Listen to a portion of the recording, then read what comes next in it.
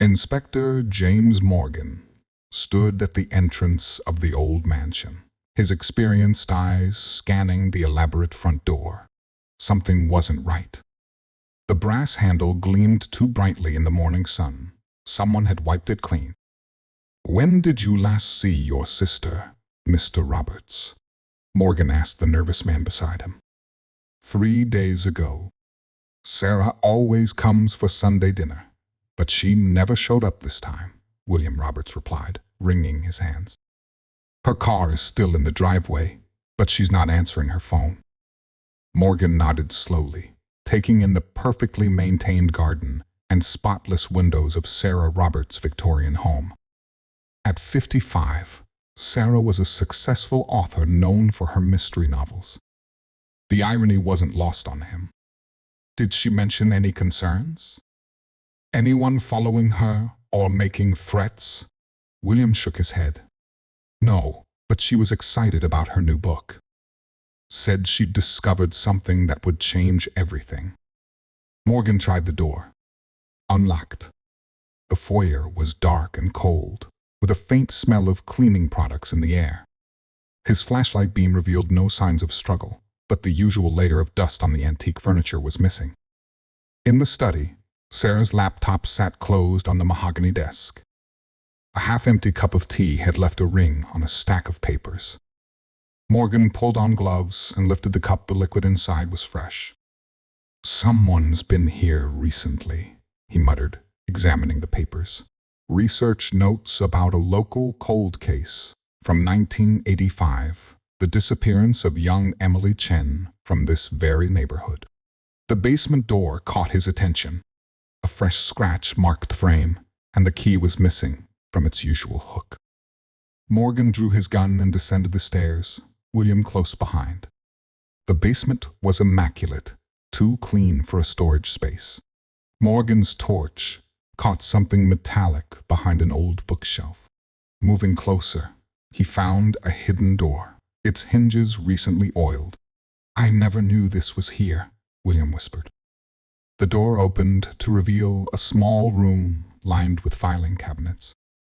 In the center sat Sarah Roberts, tied to a chair, but very much alive. Behind her stood a familiar face, Chief Detective Howard Mills, Morgan's superior, holding a gun. "Drop it, Morgan," Mills ordered. "This doesn't concern you." But Morgan had already pieced it together. Emily Chen's case. Sarah found something, didn't she? Something that pointed to you. Mills' face hardened. "I was a rookie cop back then. Emily saw me taking money from drug dealers. I couldn't let her talk." "So you killed her," Sarah spoke up, her voice hoarse but steady. "And when I found proof in the old case files, you had to silence me too." "The fresh tea upstairs," Morgan said. "You've been keeping her alive, waiting to stage her suicide after you found what evidence she had." "Very good, Morgan," Mills sneered. "But now I'll have to deal with both of you." A gunshot rang out.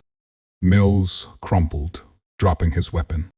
William stood at the door, holding the backup gun from Sarah's desk drawer.